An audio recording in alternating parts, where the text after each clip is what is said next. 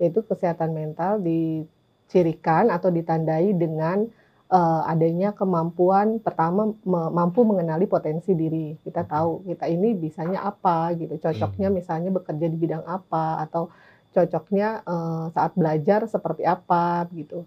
Kemudian juga kita mampu mengenali dan mengatasi stres atau tekanan dalam kehidupan gitu ya, atau masalah-masalah kehidupan dan mampu mencari solusi atas masalah tersebut. Misalnya kejadian di masa kecil yang bermakna dan itu negatif, memberikan trauma, itu juga bisa akhirnya tumbuh akan berkembang menjadi gangguan psikologis di masa mendatang. Istilahnya dia ahli ibadah gitu. Nah, berarti ada kekuatan spiritual yang luar biasa di balik ibadah-ibadah ini gitu untuk mengatasi atau menguasai kelemahan fisik kita. Gitu. Sebenarnya orang ini secara agama sudah sesuai dengan syariat atau belum gitu ya kan?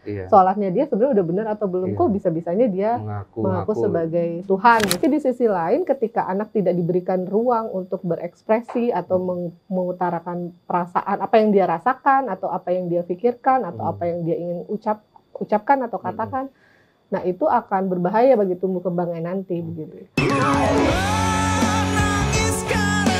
Namanya juga manusia, ada aja tingkahnya.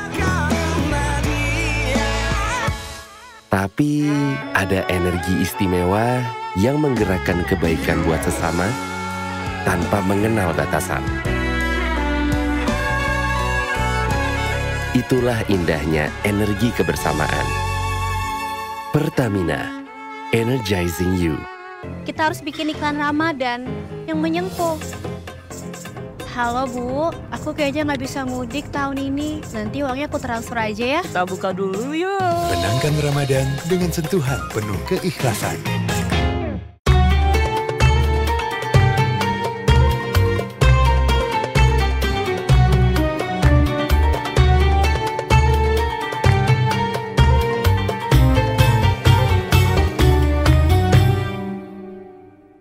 Assalamualaikum warahmatullahi wabarakatuh, pemirsa Mata Hati TV yang berbahagia.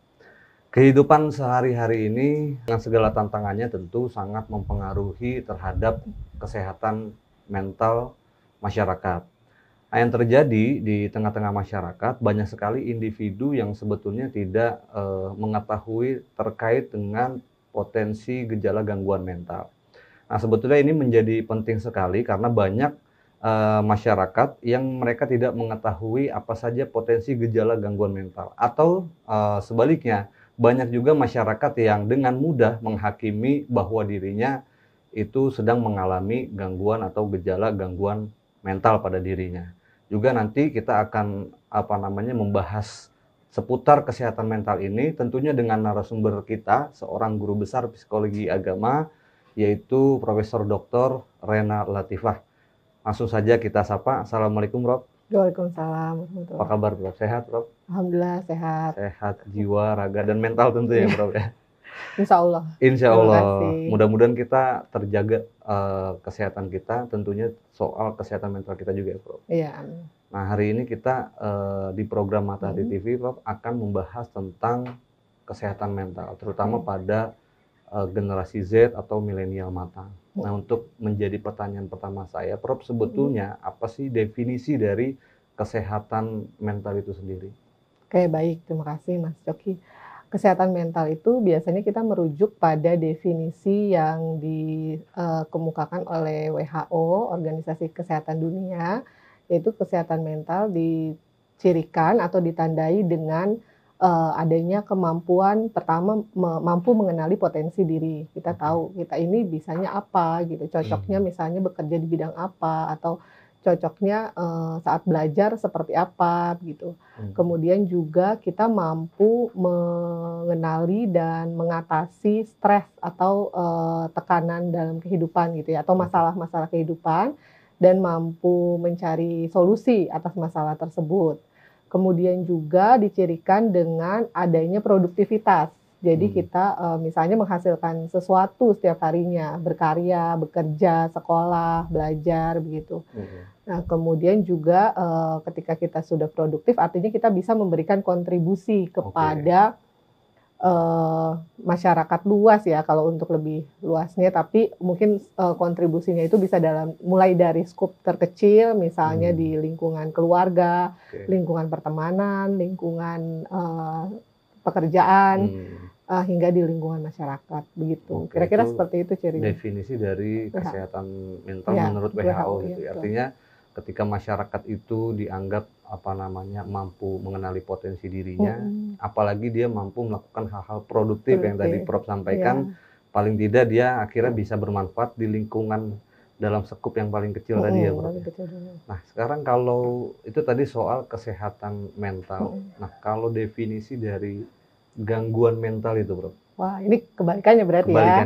Oke baik, kalau gangguan mental itu berarti artinya sebaliknya, di mana saat terjadi ketidakberfungsian atau kekurang mampuan dalam berpikir, merasa, hingga berperilaku begitu. Jadi misalnya ketika saat ada masalah, kita tidak mampu berpikir gitu untuk mencari solusinya. Kalau istilah zaman sekarang mungkin bilangnya buntu pikirannya gitu ya. Nah, itu berarti salah satu ciri atau gejala kita sedang mengalami gangguan kesehatan mental gitu ya, atau ketidaksehatan mental. Kemudian berarti sebaliknya dari kriteria kesehatan mental tadi, yaitu saat dimana kita itu tidak berfungsi dalam kehidupan sehari-hari. Jadi misalnya jika setiap harinya kita bangun pagi, berangkat bekerja, atau mungkin berangkat sekolah gitu ya, atau kegiatan lainnya. Tapi jika di hari tersebut kita tidak berfungsi atau tidak seperti biasanya, nah itu berarti juga merupakan ciri dari sedang tidak sehatnya mental kita begitu. Jadi kebalikannya dari definisi kesehatan mental sebenarnya. Oke, berarti di masyarakat terkadang kayak gini Bro. Jadi masyarakat bangun tidur misalkan, kalau yang normal biasanya dia sudah tahu harus ngapain, bangun tidur, mandi, sarapan, berangkat kerja. Jika ada misalkan salah satu orang yang bangun kemudian dia bingung mau melakukan apa di hari itu apakah masuk salah satu indikasi orang tersebut mengalami gejala gangguan mental? Iya betul.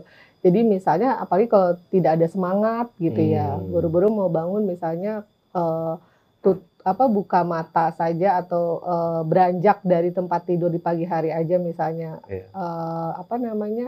ngedown atau malah takut. Nah, takut menghadapi hari itu, nah itu berarti sudah merupakan ciri dari adanya gangguan kesehatan mental.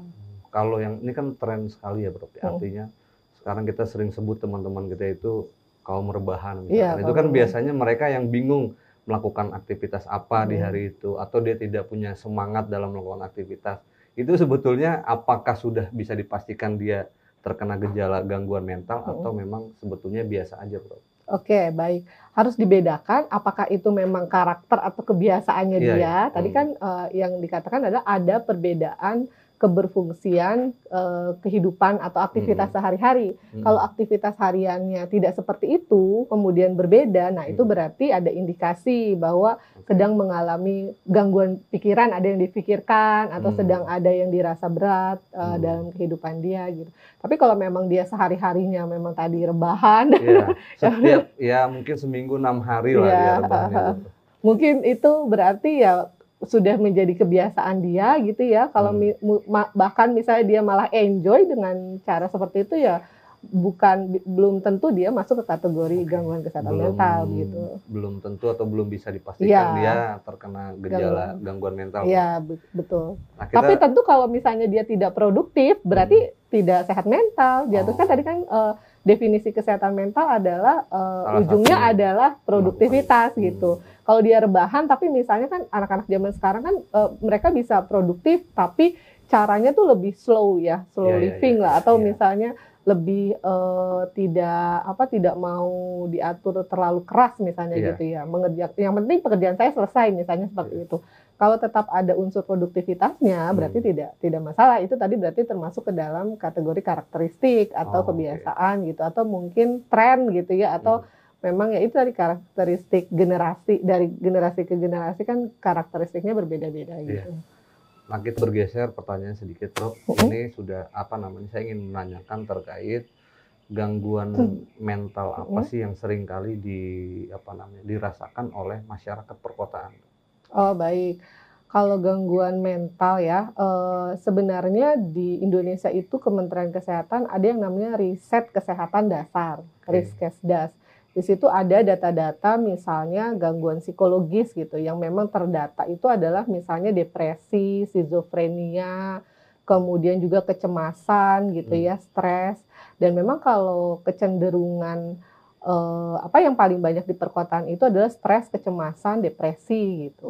Tiga hal ini ya, Pak? Ya, kemudian juga didasarkan kasus-kasus yang masuk, misalnya saya sebagai praktisi psikolog klinis itu juga kesininya itu semakin sering menerima kasus tiga hal tersebut, stres, kecemasan, dan depresi seperti itu.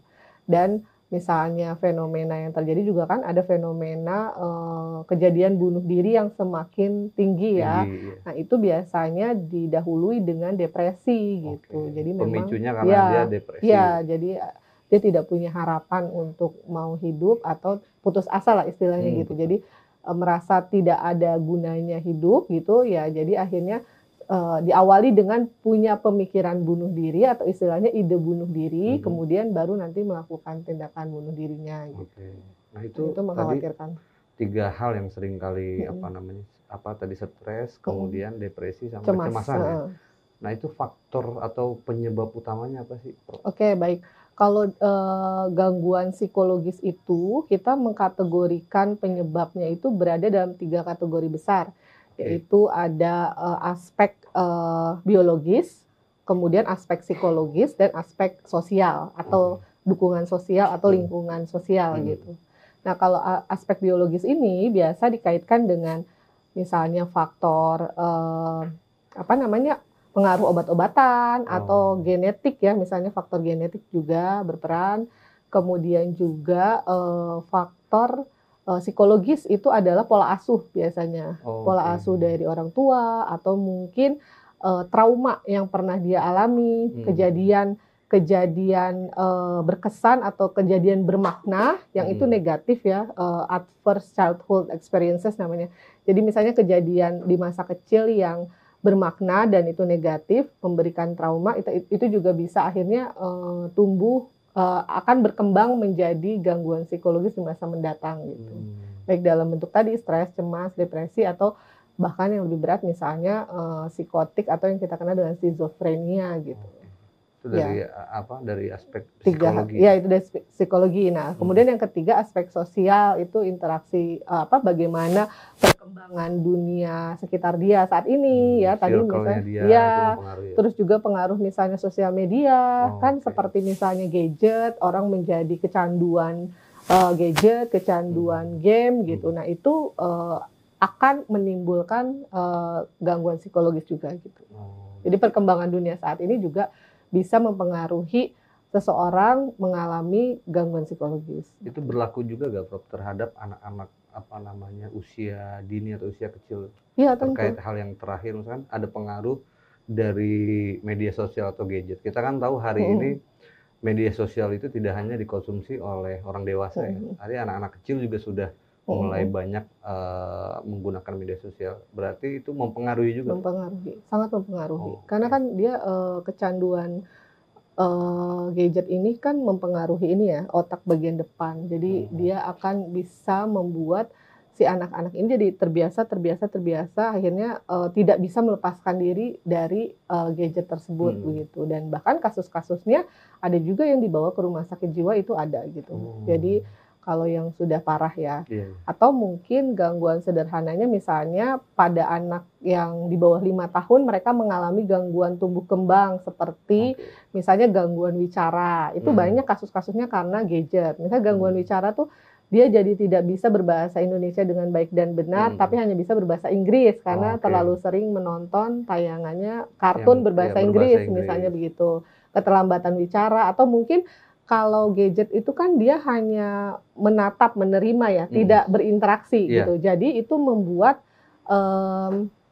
si anak ini tidak punya kemampuan komunikasi yang baik yang seharusnya gitu. Di dunia. Iya, di dunia nyata ya gitu. Jadi seperti itu. Baik, tadi Ibu baru menyampaikan atau menjelaskan tentang sebetulnya bahaya sekali anak-anak usia dini yang menggunakan gadget atau buka media sosial secara berlebihan, karena tadi efeknya sudah Prof jelaskan gitu ya. Nah, kemudian tadi Prof berbicara tentang gangguan kecemasan, depresi itu juga dipengaruhi oleh pola asuh orang tua yang keliru atau salah. Nah, ini akan menjadi sangat penting sebagai edukasi untuk pemirsa Mata Hati TV, bagaimana kemudian pemirsa Mata Hati TV ini mampu mencerna bagaimana pola asuh yang baik atau pola asuh yang tidak baik. Silakan dijelaskan, Bu. Oke, baik. Jadi beberapa pola asuh yang tidak disarankan ya, yang kemungkinan itu bisa menghambat atau mengganggu tumbuh kembang anak atau bahkan bisa membuat anak-anak itu nantinya ke depan mengalami gangguan psikologis, itu misalnya adalah pola asuh pampering. Pampering itu adalah memanjakan. Jadi dia memanjakan ya, memberikan semua kebutuhan anak gitu tanpa ada aturan yang jelas misalnya. Kemudian juga ada pola asuhnya itu neglect. Jadi kalau dalam kasus-kasus perkembangan anak itu dua area itu ya, itu paling sering bisa menimbulkan gangguan tumbuh kembang pada anak gitu ya. Jadi neglect itu adalah mengabaikan. Nah, jadi misalnya bahkan mengabaikan itu orang tua ada di samping anak, tapi orang tua ini juga sibuk dengan gadgetnya gitu ya. Nah, itu artinya mengabaikan. Anak misalnya ngomong apa, orang tuanya bilang iya gitu. Atau mungkin malah dimarahin. Nanti dulu kan mama atau papa lagi bales WA dulu nih. Itu adalah neglecting atau mengabaikan. Atau ya yang ekstrimnya misalnya apabila orang tua, ayah dan ibu sibuk di luar, kemudian peran pengasuhan misalnya diberikan kepada orang pengganti, misalnya entah itu oleh pengasuh ataupun oleh ART gitu. Iya, misalnya oleh nenek dan kakeknya misalnya, walaupun ya tidak apa-apa ya, ada faktor tidak apa-apanya juga oleh nenek dan kakeknya, tapi tetap harus ada peran atau porsi orang tua untuk mendampingi dan terlibat dalam pengasuhan anak gitu ya. Dan juga tadi kalau pampering kaitannya dengan liberal ya, liberal kalau dalam istilah teori psikologi itu pola asuh liberal ya. Ada juga pola asuh yang namanya otoriter. Otoriter itu ya sangat harus mengikuti apa kata orang tua gitu. Jadi anak tidak diberikan kesempatan untuk memberikan pendapat gitu, untuk mengekspresikan perasaannya gitu. Jadi udah langsung di-cut, dibilang salah atau dibilang tidak boleh ini, tidak boleh itu begitu ya. Jadi itu di satu sisi ada bagusnya karena diberikan aturan atau rules gitu yang jelas gitu ya. Tapi di sisi lain ketika anak tidak diberikan ruang untuk berekspresi atau mengutarakan perasaan apa yang dia rasakan atau apa yang dia pikirkan atau apa yang dia ingin ucapkan atau katakan, nah itu akan berbahaya bagi tumbuh kembangnya nanti begitu. Nah, yang ideal atau yang disarankan adalah pola asuh yang berada dikatakan di tengah-tengah gitu ya. Jadi namanya otoritatif gitu ya, bukan otoriter. Ini otoritatif ya. Jadi ini berbeda dengan otoriter ya. Jadi pola asuh ini adalah tetap memberikan aturan yang jelas kepada anak ya. Jadi misalnya main gadget boleh, tapi dari jam berapa sampai jam berapa.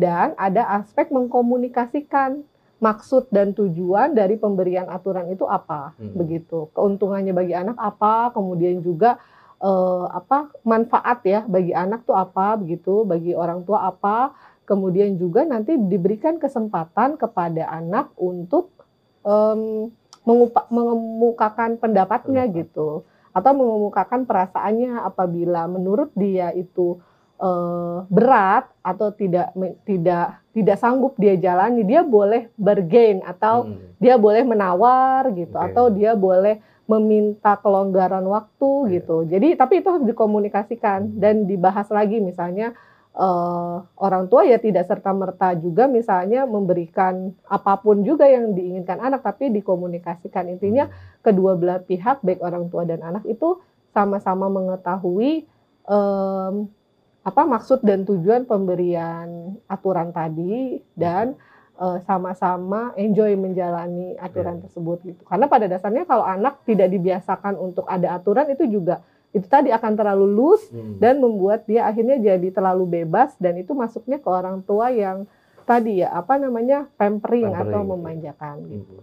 Ya. Dan ini sebetulnya banyak sekali fenomena terhadap tadi pampering itu ya, Bro. Artinya kalau kita buka media sosial gitu kan banyak sekali video-video yang menayangkan seorang anak itu yang terlalu dibebaskan oleh orang tuanya, atau juga kebalikannya juga menjadi fenomena yang sering tuh banyak video yang kita dapat dari media sosial di mana anak itu bermain tetapi orang tuanya sibuk dengan gadget dan ternyata itu sebetulnya pola asuh yang sangat tidak baik untuk anak ya, Bro. Iya, betul, tidak baik, berefek buruk gitu. Ya, artinya seharusnya ada interaksi atau juga tadi Prof sampaikan boleh saja anak itu diasuh oleh neneknya misalkan, tetapi peran orang tua itu harus lebih mendominasi dibanding peran orang lain gitu, Bro. Betul.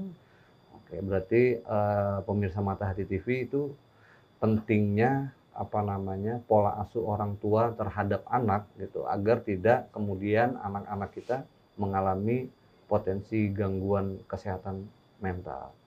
Kemudian pertanyaan selanjutnya, Prof, ini kita sedikit masuk atau berbicara pada aspek keagamaan ya, Prof. Nah, pertanyaannya adalah sebetulnya apa sih fungsi agama terhadap masalah-masalah terkait potensi gangguan kesehatan mental itu, Bro? Oke, baik. Fungsi agama.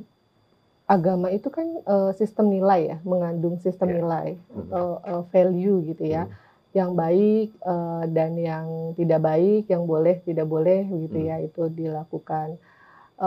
Tadi apa sih peran agama terhadap kesehatan mental itu adalah kita melihatnya dari 3 proses dinamika psikologis. Jadi biasanya dalam Psychology of Religion itu dibahas dari aspek religious belief. Belief itu adalah proses berpikir, proses meyakini, begitu ya. Jadi ada di kognisi. Kemudian religious emotion.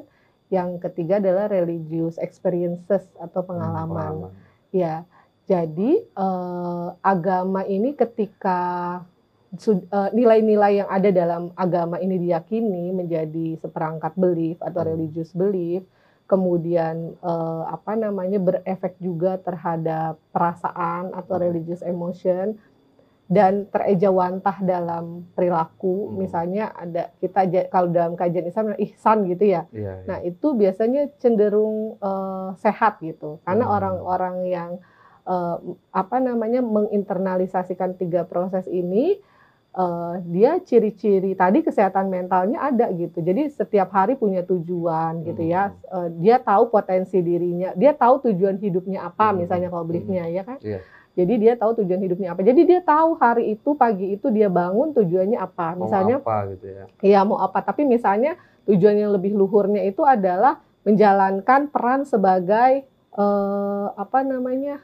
manusia yang diminta Allah untuk menjaga bumi misalnya atau meneruskan kepemimpinan di dunia ini gitu kan, untuk membuat dunia ini jadi tempat yang lebih baik untuk ditempati gitu kan, untuk ditinggali. Nah, itu berarti dengan belief seperti itu dia jadi semangat gitu ya, jadi merasa enjoy, jadi dia punya tujuan gitu, dia punya tujuan hari itu bekerja, misalnya tujuannya bekerja mencari nafkah untuk keluarga atau memberi manfaat untuk orang banyak gitu ya. Nah, di sana bisa menjadi lebih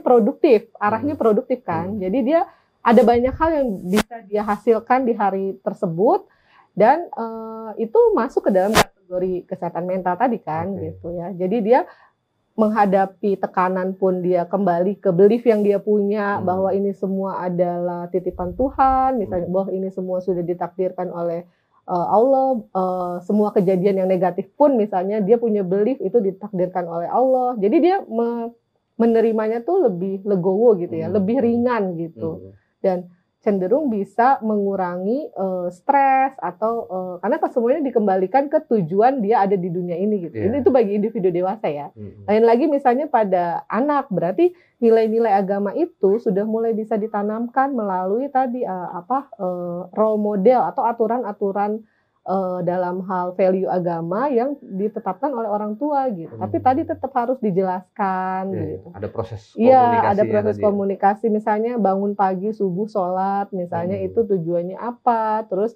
Oke. kamu rasanya seperti apa dengan Hmm. latihan seperti ini gitu kan, itu harus ditanya juga. Kalau misal, dan orang tua juga harus empati atau bisa ini ya, bisa mengamati atau paham, wah anak saya lagi bosen nih gitu, atau anak saya lagi susah banget nih suruh bangun pagi. Nah, itu harus ada solusinya terlebih dahulu supaya nanti dia melakukan aktivitas keberagamaan itu tidak dalam konteks terpaksa atau menganggap atau memiliki persepsi agama itu satu hal yang tidak menyenangkan atau memberatkan. Betul, misalnya gitu. Menjadi beban. Iya, apalagi di tengah perkembangan dunia modern sekarang, di mana anak-anak bisa dapat banyak informasi tentang proses beragama itu tadi kan, dari internet dan lain sebagainya gitu.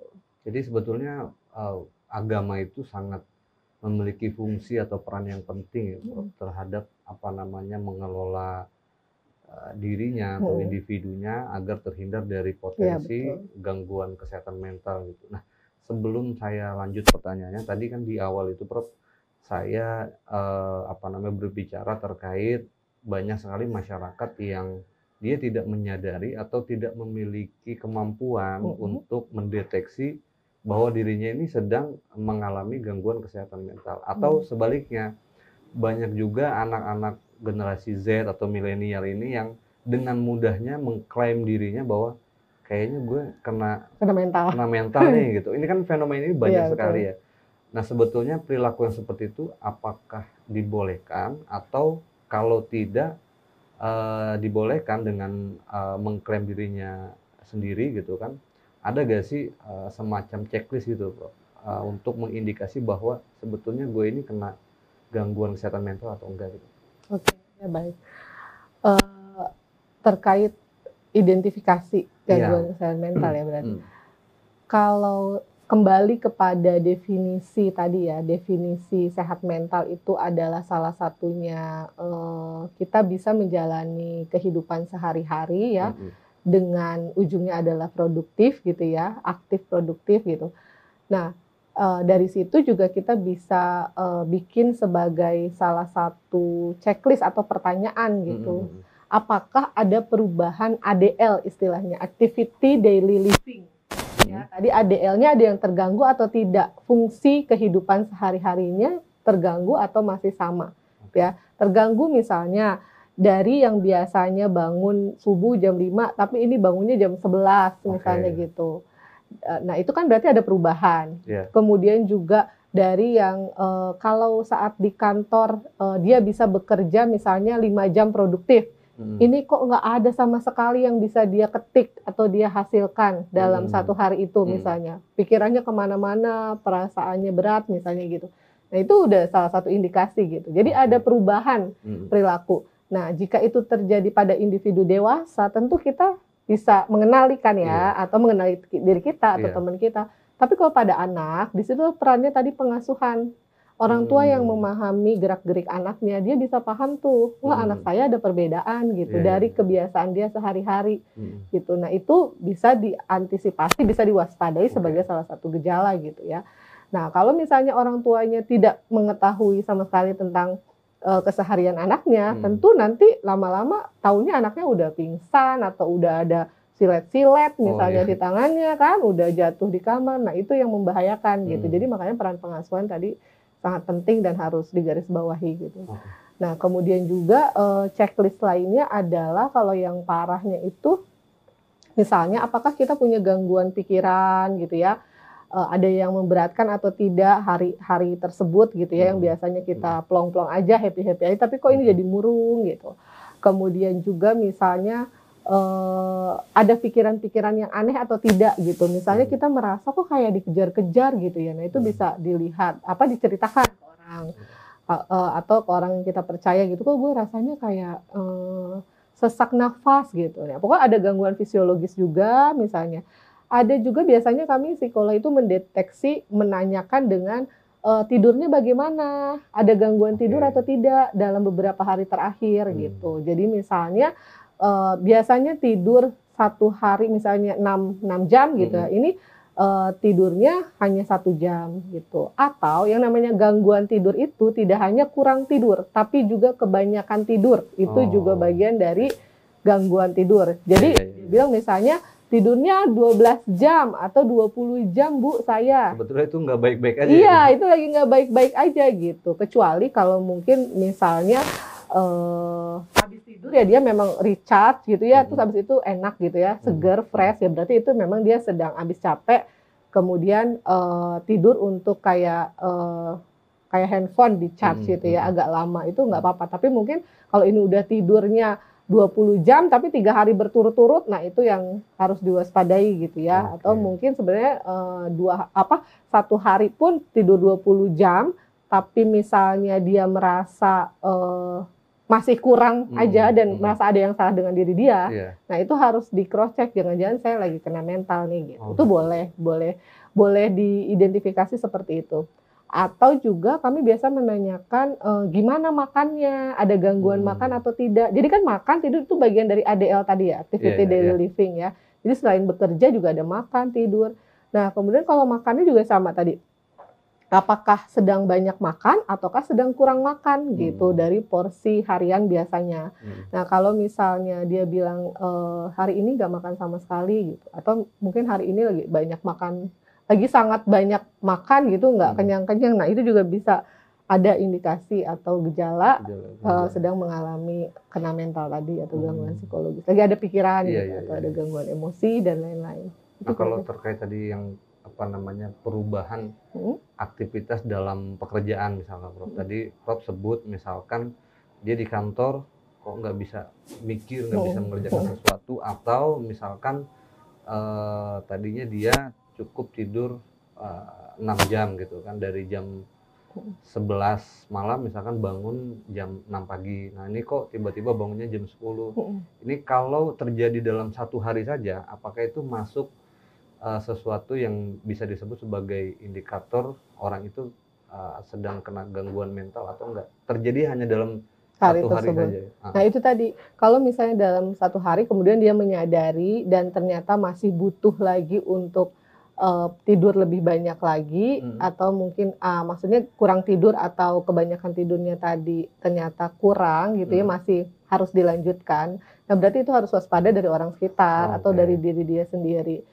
Tapi sebenarnya di di kriteria gangguan diagnostik itu memang ada hari yang misalnya berapa hari, misalnya trauma itu misalnya 2 minggu baru kategori diagnosisnya trauma misalnya gitu. Terus misalnya kalau depresi sudah itu ada kriterianya masing-masing gitu. Cuman kalau untuk identifikasi pribadi itu bisa dilihat dari kebiasaan sehari-hari. Kalau memang merasa bahwa hari tersebut berbeda dengan hari sebelumnya, nah itu sudah mulai bisa diwaspadai gitu. Nah, apalagi jika berlanjut di hari selanjutnya. Tapi kalau hanya di hari itu saja, ya kemungkinannya kecil ya. Kalau hanya di hari itu saja, namun hari besoknya masih bisa melanjutkan kehidupan secara normal, balik lagi seperti biasa, seperti yang saya katakan tadi, bisa jadi itu hanyalah kayak dia butuh waktu untuk kayak restart diri dia sendiri. Kan kadang kalau kita lagi capek banget kan butuh tidur banyak gitu ya, dan itu enak gitu ya, jadi bikin jadi seger lagi, pegel-pegel hilang dan lain sebagainya. Karena ini juga ya, stres atau gangguan psikologis itu bisa menyerang tubuh juga fisik. Jadi misalnya ada juga yang keluhan-keluhannya adalah sakit punggung bagian belakang, itu berat seperti di kayak ditimpa sesuatu misalnya gitu. Nah, dan itu tidak hilang misalnya gejalanya dalam beberapa hari. Oh, setelah dianalisis, dilakukan assessment, ternyata memang dia sedang mengalami kecemasan atau dia sedang stres gitu. Pengaruh juga pengaruh ke badan. Kondisi fisik gitu ya. Jadi makanya kalau misalnya ada juga yang orang garuk-garuk misalnya di tangan. Nah, ternyata dia kecemasan karena terkait apa pernikahan misalnya gitu, cincinnya kenapa atau tidak jadi tunangan atau gimana, tapi dia alihkannya ke area tangan misalnya gitu. Jadi garuk-garuk sebagai pelampiasan dari kecemasannya itu gitu. Itu sangat mungkin gitu. Oke, itu juga berarti Menarik. masuk salah satu checklist tuh ya, Ya. untuk membaca apakah kita ini sedang mengalami Gangguan psikologis apa? Ya. Pertanyaan selanjutnya sebetulnya tadi kita sudah bahas panjang ya terkait fenomena yang terjadi di tengah-tengah masyarakat. Nah, sebetulnya self diagnose ini itu dianjurkan atau dibolehkan atau tidak. Lalu kemudian kapan masyarakat ini harus datang ke psikiater atau psikolog untuk mengecek terkait gangguan kesehatan mental dirinya. Self diagnose itu dalam tataran keilmuan atau dalam prakteknya itu sangat tidak disarankan. Tidak disarankan. Ya, tidak disarankan. Karena dalam mendiagnosa sesuatu itu membutuhkan tahapan-tahapan proses yang tidak sederhana begitu ya. Jadi memang lebih baik atau sangat disarankannya adalah jika merasakan ada keluhan tadi yang berbeda dengan kehidupan sehari-hari atau aktivitas seperti biasanya itu ada perbedaan, kemudian juga merasa tidak bisa mengatasinya sendiri, dan misalnya sudah minta bantuan ke keluarga dekat atau orang dekat juga sudah dirasa tidak mampu, tidak ada yang bisa membantu, nah itu baru disarankan untuk ke layanan kesehatan ya, ke psikolog atau ke psikiater. Nah, kemudian kenapa tadi diagnosa itu tidak disarankan? Diagnosa itu terkait ketepatan diagnosa nanti itu akan terkait dengan ketepatan intervensi. Jadi ketika masyarakat misalnya melakukan diagnosa sendiri yang belum tentu hasil diagnosanya tepat, ya kan? Walaupun mungkin di Google banyak dan kita yang merasakan sendiri biasanya merasa inilah saya sangat mirip dengan ciri-ciri ini begitu. Tapi kan ada aspek-aspek lain yang itu juga perlu dipertimbangkan gitu, yang hanya profesional yang mengetahui bagaimana penegakan diagnosanya seperti itu. Jadi tadi apabila diagnosanya salah, maka nanti intervensinya juga bisa salah begitu. Karena antara satu jenis gangguan ke gangguan yang lain itu bisa terjadi perbedaan intervensi atau terapinya yang diberikan akan berbeda begitu, supaya lebih efektif nanti hasilnya. Jadi jangan sampai misalnya kita melakukan diagnosa sendiri, kemudian kita sudah mendiagnosa nih, misalnya saya mengalami depresi gitu ya. Kemudian kalau menurut Google depresi bisa ditangani dengan ini. Lah kenyataannya, kok saya nggak sembuh-sembuh ya? Saya udah melakukan hal ini yang sesuai dengan arahan dari Google, tapi nggak sembuh-sembuh. Nah itu dugaannya bisa saja sebenarnya adalah diagnosanya salah gitu. Tidak tepat, ya? Iya, makanya tidak sembuh gitu. Dan makanya akhirnya proses penyembuhannya jadi berlarut-larut. Maka lebih baik langsung saja ke tenaga kesehatan apabila dirasa sudah tidak bisa menanganinya oleh diri sendiri maupun oleh orang dekat gitu. Apalagi jika sudah ada ciri-ciri misalnya merusak barang atau menyakiti diri sendiri atau menyakiti orang lain gitu, membahayakan diri sendiri, membahayakan orang lain. Nah, itu harus sudah sangat dianjurkan untuk ke tenaga kesehatan, layanan kesehatan begitu, untuk dibantu pertolongan pertamanya terlebih dahulu kalau yang sudah ekstrim seperti itu ya. Jadi ada istilah PFA atau psychological first aid atau pertolongan pertama psikologis, itu harus diberikan terlebih dahulu. Artinya kalau sudah masuk kepada perilaku melukai diri sendiri atau orang lain, itu kan sudah sudah harus disegerakan untuk datang ke layanan kesehatan tadi. Kalau seandainya ini berkaitan dari yang tadi Prof sampaikan di awal-awal itu, misalkan dia baru merasakan perbedaan yang terjadi pada dirinya di hari itu, apakah juga sangat disarankan untuk langsung datang ke layanan kesehatan, atau boleh misalkan lihat besok masih sama atau tidak gitu? Jadi baru dalam hari itu dia merasakan perbedaannya, itu apakah langsung disarankan datang ke layanan kesehatan atau tidak gitu? Oke, baik. Jika dirasa berat tentu ya, yang bisa merasakan dia sendiri dan apabila dia punya kesadaran untuk itu tentu itu lebih baik ya, karena intervensi lebih dini itu akan lebih memudahkan lagi treatment ya. Jadi prognosis atau kemungkinan sembuh atau tidak dan keberhasilan intervensi atau pengobatan tentu juga sangat dipengaruhi penanganan lebih dini atau penanganannya sudah berlarut-larut gitu, sudah lama baru di treatment misalnya gitu, itu akan mempengaruhi. Namun kalau misalnya masalahnya itu masih bisa dikomunikasikan kepada orang terdekat atau mungkin kepada orang tua, sahabat, pasangan atau kepada siapapun yang dikira bisa membantu, atasan juga bisa ya sebenarnya, atasan atau rekan kerja. Itu juga bisa dilakukan sebagai cara penyembuhan karena seringkali yang terjadi adalah orang di sekitar kita tuh barangkali sebenarnya punya pengalaman yang sama, pernah punya pengalaman yang sama. Jadi ketika kita sharing ada efek mengurangi perasaan berat, ya itu kan berkurang gitu, jadi kayak ngeplong gitu.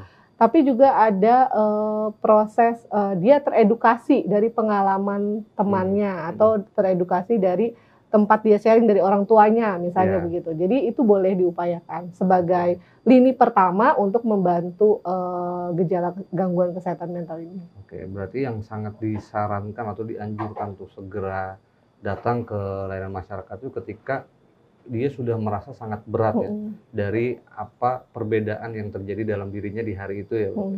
Nah ini untuk pemirsa Mata Hati TV ini menjadi edukasi yang sangat penting sekali, Bro, bahwa mungkin di luar sana banyak yang merasa bahwa cukup mendiagnosa dirinya sendiri gitu kan tanpa dia hadir ke layanan kesehatan tadi. Yang jelas dari penjelasan Prof tadi ini menjadi edukasi penting bagi pemirsa Mata Hati TV khususnya agar ketika merasakan perbedaan-perbedaan yang terjadi di dalam dirinya disarankan untuk datang ke layanan kesehatan untuk mempermudah intervensi atau treatment penyembuhannya itu ya. Oh iya, boleh ditambah, sorry. Silakan, Bro. Tadi terkait dengan bukan diri sendiri saja yang merasa berat, juga apabila orang lain, biasanya sih ada juga kita kalau sedang mengalami gangguan kesehatan psikologis itu kita nggak sadar. Ya, jadi kita bengong aja, kita nggak sadar gitu. Jadi akan sulit untuk kita mencari bantuan. Jadi biasanya adalah orang di sekitar kita tuh yang sadar gitu. Jadi itu pentingnya kita harus tetap terkoneksi secara sosial dengan lingkungan kita. Tujuannya supaya mereka tuh bisa membantu ketika ada yang berbeda dengan kita. Jadi biasanya kok anak saya kelihatan bengong, tatapan matanya kosong, terus dia bolak-balik aja di depan kamar, ditanya nggak dijawab, misalnya seperti itu. Makan nggak mau. Nah, orang tua menyadari hal itu, nah orang tualah yang akan membawa gitu. Jadi sebenarnya ini bisa juga selain diri kita sendiri yang menyadari, diri kita sendiri juga menyadari apa yang terjadi pada orang sekitar kita. Kita harus memberi bantuan begitu. Jadi tidak mesti harus kesadaran itu dari diri sendiri, bahwa peran orang di sekitar juga menjadi penting sekali ya, Bro. Baik, nah kita masuk ke pertanyaan selanjutnya. Ini mungkin berkaitan dengan agama ya, Bro. Sebetulnya dalam agama Islam itu ada gak sih ritual-ritual dalam agama yang memang dia sangat baik gitu kan untuk menjaga kesehatan mental itu, Bro? Oke, baik. Semua ritual atau ajaran agama itu tentu baik ya, tidak ada yang tidak baik. Yang akan membedakan itu adalah apakah ritual tersebut memberi efek atau tidak adalah bagaimana dia tadi belief, memaknai satu ritual tertentu. Misalnya sholat 5 waktu, dia maknanya apa? Seberapa penting, seberapa baik bagi dirinya, seberapa itu misalnya memberikan efek atau apapun lah ya yang dia percayai begitu ya. Kemudian religious emotionnya seperti apa yang dia rasakan atas ritual tersebut ya. Jadi mungkin pada ritual sholat, ada orang yang pada ritual sholat 5 waktu dia khusyuk, tapi untuk puasa dia lemah misalnya begitu. Nah kan berarti dia ada emosi apa di sana atau ada belief apa atau ada pengalaman religious experiences apa gitu. Jadi sebenarnya semua ritual itu sangat tergantung pada apa yang dia maknai dan dia alami sehingga akhirnya berefek terhadap kesehatan mentalnya begitu. Jadi kenapa misalnya ada orang yang sangat sering atau sangat yakin ketika sedang ada masalah banyak itu perlu sholat tahajud ya, nambah dengan sholat tahajud atau sholat sunnah gitu. Berarti dia beliefnya sangat kuat tentang itu. Emosinya juga sudah sangat tenang jika sedang ada masalah dan melakukan ritual tersebut. Atau rasa sedihnya berkurang gitu ya, dan efek emosional lainnya yang dia rasakan, serta juga dia memaknai pengalaman spiritual tertentu misalnya begitu kan. Itu kan pengalaman spiritual itu pengalaman yang sangat personal ya. Misalnya dia merasa bahwa dalam tanda kutip misalnya dia merasa lebih sangat dekat dengan Tuhan saat tahajudnya misalnya, atau dia dengan tahajud itu dia punya belief kan, dikatakan tahajud itu ibarat jalan tol bertemu Allah begitu ya.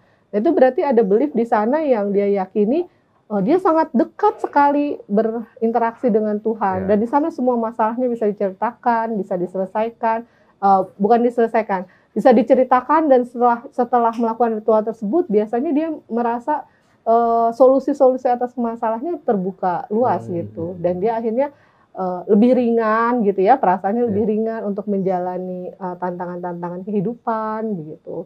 Kemudian akhirnya lebih merasa bersyukur dan sehat ya secara mental, dia jadi produktif, jadi bermanfaat buat masyarakat gitu. Walaupun, nah ini unik ya, tadi dibilang walaupun misalnya dia tidurnya sehari hanya 1 atau 2 jam, kita sering dengar ya, orang-orang yang kok tidurnya cuma 1 sampai 2 jam, nah dia ahli ibadah ya istilahnya, dia ahli ibadah gitu. Nah berarti ada kekuatan spiritual yang luar biasa di balik ibadah-ibadah ini gitu, untuk mengatasi atau menguasai kelemahan fisik kita gitu. Nah itu masih jadi rahasia sepertinya ya, perlu banyak karena banyak sekali cerita-cerita mungkin ulama terdahulu yang hanya tidur 1 atau 2 jam, bahkan mungkin tidak tidur ya, hanya maksudnya istilahnya hanya berinteraksi dengan Allah saja gitu ya, tapi energinya dan fisiknya juga kuat gitu, bahkan punya kekuatan-kekuatan spiritual yang kita percayai karomah gitu mungkin ya, karomah atau kelebihan-kelebihan lain yang tidak dimiliki oleh orang yang tidak pernah melakukan ritual tersebut misalnya. Nah begitu juga misalnya ritual puasa ya, atau ritual apapun, baca Al-Quran atau bacaan ayat-ayat tertentu yang diyakini ya kan bisa mendatangkan rezeki, bisa menjaga supaya tidak mendapatkan musibah dan lain-lain sebagainya. Itu semua berinteraksi dalam tadi belief, emotion, dan apalagi kalau sudah pernah dia alami dalam bentuk experiences, itu akan semakin memperkuat dia untuk melakukan ritual tersebut. Dan bahkan mengajarkan ya, atau menceritakan bahwa itu efeknya begini gitu, sehingga orang juga akhirnya di sana kan dia bermanfaat ya bagi orang banyak dengan ritual yang dia jalani tersebut. Dia menjadi lebih bisa mensiarkan agama juga di situ gitu, bahwa nilai-nilai agama itu ya sama sekali tidak ada yang merugikan, atau luput untuk sama sekali tidak ada yang tidak ada manfaatnya gitu loh. Pasti ada manfaatnya, tapi tiap orang berbeda-beda untuk mencari ritual yang mana gitu, yang paling efektif gitu. Dan itu penelitiannya masih sejauh ini sepertinya belum ada ya, masih menjadi seperti penelitian yang sifatnya kasuistik gitu ya, belum banyak ke arah sana. Artinya ritual dalam agama itu sebetulnya semua berefek baik ya terhadap, terutama terhadap kesehatan mental masyarakat gitu ya, Prof. Karena memang fenomena yang unik yang tadi itu, Prof. Ada yang orang ini tidurnya 1 jam, 2 jam, tapi fisiknya itu sehat gitu kan, mentalnya juga sehat, walaupun mungkin dalam dunia kesehatan kok bisa gitu gitu kan, sedangkan waktu tidur yang dianjurkan tidak dalam waktu satu hanya 2 jam, tapi kok kenapa bisa terjaga raganya, mentalnya gitu. Artinya memang ritual dalam agama ya semuanya sifatnya, selama yang dijalankan ritual ini sesuai dengan ajaran agama itu, efeknya itu sangat baik ya, Bro. Iya, itu sebenarnya membuktikan bahwa ruh itu ruh itu yang utama gitu, ruhiyah itu kekuatan ruhiyah itu yang lebih utama, lebih tinggi dibanding kekuatan fisiologis kita gitu. Kan kalau dalam ajaran filsafat gitu ya, bukan filsafat, teologi mungkin ya, yang terkait dengan apa namanya ilmu tentang ruh itu diberikan hanya sedikit gitu ya oleh Allah gitu kan. Jadi itu disampaikan seperti itu, dan ternyata rahasianya tuh sebenarnya kalau diulik atau diteliti mungkin akan banyak kita bisa banyak belajar gitu dari sana, atau kita semakin membuat kita jadi orang beriman atau yakin pada kebesaran Allah, yakin sama agama Islam gitu ya. Jadi sangat menarik untuk ditelaah lebih jauh sih, walaupun mungkin tidak akan terkuak karena akan diberikan hanya sedikit ilmunya. Ya mudah-mudahan nanti ada satu penelitian yang bisa menjawab terkait hal-hal tersebut. Nah, tadi itu saya bertanya tentang ritual yang berdampak positif terhadap kesehatan mental. Kalau dibalik, Prof, ada gak sih sebetulnya, walaupun tadi Prof udah sampaikan semua ritual keagamaan itu berdampak baik untuk kesehatan mental gitu kan. Tetapi ada gak sih sebetulnya salah satu ritual dalam agama yang justru malah sangat tidak baik terhadap kesehatan mental? Ada gak sih kira-kira, Bro? Ya, tadi kan saya sampaikan semua ritual baik ya sangat bergantung kepada pemaknaan tadi ya, pemaknaan atau apa yang dia alami, dia maknai, dia alami, dia rasakan. Nah, sebaliknya jika yang dia maknai atas ritual tersebut misalnya berat ya atau jadi beban untuk dia, nah itu yang akan berefek terhadap kesehatan mental gitu. Jadi sebenarnya yang salah atau yang ininya bukan agamanya, bukan ajarannya gitu, tapi bagaimana kita mempersepsikan atau mengejawantahkan gitu loh dalam bentuk tindakan atau perilaku kita sehari-hari. Jadi misalnya kalau kita menganggap sholat 5 waktu saja berat gitu ya bisa saja itu justru bisa jadi beban atau jadi stresor tersendiri buat kita gitu kalau kita belum memahami gitu ya. Atau mungkin hal-hal lain yang misalnya menghindari kita, misalnya begini, ada pemahaman kita yang terlalu bisa dikatakan pemahaman yang kurang tepat misalnya tentang ajaran tertentu atau tentang nilai agama tertentu gitu ya. Nah, kita memaknainya misalnya tadi kurang tepat memaknainya itu adalah tidak boleh, misalnya sangat tidak boleh gitu ya. Misalnya kita memaknai sesuatu sangat tidak boleh. Seperti kasus kalau di dunia internasional itu ada penelitian bahwa ketika individu itu memaknai agama terlalu keras atau terlalu menjadikan agama sebagai beban dalam kehidupannya dia sehari-hari, itu justru bisa menghalangi dia untuk mengakses layanan kesehatan, misalnya begitu. Jadi misalnya ada agama yang ada ajaran agama tertentu misalnya yang mengajarkan bahwa bertemu dokter itu tidak boleh misalnya ya. Sesuatu yang dilarang. Iya misalnya ini sih penelitian internasional tidak hanya pada agama Islam ya, atau mungkin bahkan pada agama lain bukan pada agama Islam gitu ya.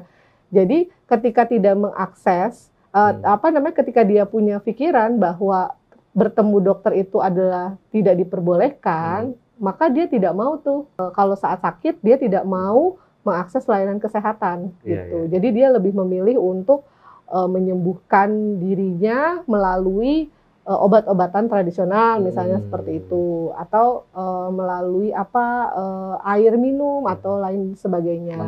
Sesuai dengan yang dia yakini. Iya, yang dia yakini gitu. Jadi memang hal tersebut ya apabila kita maknai agama seperti itu, kekurang komprehensifan kita dalam memaknai satu ajaran di agama itu bisa membuat kita jadi dirugikan ya. Dirugikan kan itu dalam arti ketika misalnya dia mengalami kecemasan. Nah, ketika belief agamanya adalah tidak boleh mengakses layanan kesehatan atau tidak boleh bertemu dokter, maka yang dia lakukan adalah misalnya ritual-ritual yang dia yakini, misalnya ritual apalah tadi misalnya dia harus makan daun tertentu atau apa. Nah, itu kan akan memperparah gangguannya gitu jatuhnya ya. Jadi memperparah gangguannya dan mengurangi waktu. Jadi harusnya dia lebih cepat tertangani gitu ya, ini malah tertanganinya jadi lambat gitu. Dan itu jadi akan semakin parah gangguannya gitu. Karena kan sebenarnya kan layanan kesehatan itu ada untuk membantu intervensi lebih dini dan lebih cepat menanganinya itu akan mengurangi gejala dan bahkan menghilangkan gejala gangguan yang ada gitu. Baik. Berarti kalau saya tarik kesimpulan dari pertanyaan yang terakhir, sebetulnya secara ajaran agama, ritual apapun yang diajarkan oleh agama sebetulnya tidak berefek terhadap gangguan kesehatan mental. Hanya saja ketika ajaran itu disalahpahami atau salah dalam mempraktekannya, itulah yang kemudian berpotensi mengganggu daripada kesehatan mental masyarakat ya Bro. Baik. Tapi ada juga misalnya kasus seperti ini. Ada orang yang misalnya gini, mengaku sebagai nabi. Oke, fenomena orang yang mengaku-ngaku sebagai nabi. Iya, mengaku sebagai nabi. Nah, itu sebenarnya tidak terkait bahwa dia adalah misalnya muslim yang taat gitu. Tapi sebenarnya itu terpisah ya. Jadi bukan karena faktor orangnya, tapi bukan karena faktor agamanya, tapi memang dia mengalami gangguan psikologis tersebut, misalnya apakah karena ada kerusakan di otak gitu, apakah memang ada obat-obatan atau ada misalnya genetika gitu. Jadi memang faktor tadi yang biologi, psikologis dan sosial tadi gitu, yang membuat dia punya waham atau delusi atau keyakinan yang salah bahwa dia adalah seorang nabi atau bahwa dia adalah Tuhan bahkan ada yang misalnya mengaku sebagai Tuhan gitu. Nah kalau ditelusuri sebenarnya bisa aja apakah sebenarnya orang ini secara agama sudah sesuai dengan syariat atau belum gitu ya kan? Sholatnya dia sebenarnya udah benar atau belum? Kok bisa-bisanya dia mengaku sebagai Tuhan misalnya gitu. Kalau kita kritis kan kita bisa tidak mentah-mentah misalnya mengiyakan, oh iya ini Tuhan benar loh orang dia ngaku-ngaku gitu. Tapi kita bisa menilai bagaimana aktivitas keagamaan dia sehari-hari. Apakah memang dia sebenarnya orang yang alim, alim atau itu gitu ya. Dan bahkan sebenarnya orang-orang alim itu kalau memiliki pengalaman spiritual, mereka nggak bilang-bilang gitu kan. Mereka pasti rendah hati. Justru kebalikannya. Iya, tidak akan ngaku-ngaku gitu loh. Jadi memang itu yang membedakan yang benar-benar mengalami pengalaman spiritual tinggi karena dia beragama dengan baik dibanding dengan yang dia mengakui bahwa dirinya adalah Tuhan atau dirinya adalah utusan Tuhan, tapi kenyataannya misalnya kalau dianalisis perilaku keberagamannya dia ternyata rendah misalnya seperti itu gitu. Baik Prof, sebetulnya sangat menarik pembahasan kita, tetapi kita dibatasi oleh waktu yang insya Allah nanti kita bisa berdiskusi di lain episode atau di lain kesempatan. Tetapi yang jelas penyampaian atau diskusi kita pada kesempatan kali ini sangat menarik dan sangat memberikan wawasan baru terhadap pemirsa Mata Hati TV, Prof. Ya mudah-mudahan terkait hal-hal yang terjadi di tengah-tengah masyarakat, terutama soal gangguan kesehatan mental ini bisa tercerahkan dari penjelasan yang Prof sampaikan. Sekali lagi saya ucapkan terima kasih atas waktu dan kesempatannya. Sama-sama, terima kasih. Baik pemirsa Mata Hati TV, itu saja perbincangan kita mengenai kesehatan mental. Kita bertemu kembali pada kesempatan dan episode yang lainnya. Sekian dari saya. Assalamualaikum warahmatullahi wabarakatuh.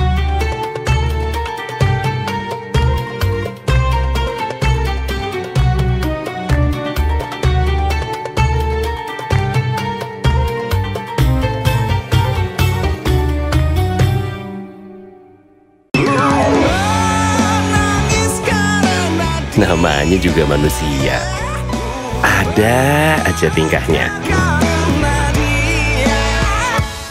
Tapi ada energi istimewa yang menggerakkan kebaikan buat sesama tanpa mengenal batasan. Itulah indahnya energi kebersamaan. Pertamina, energizing you.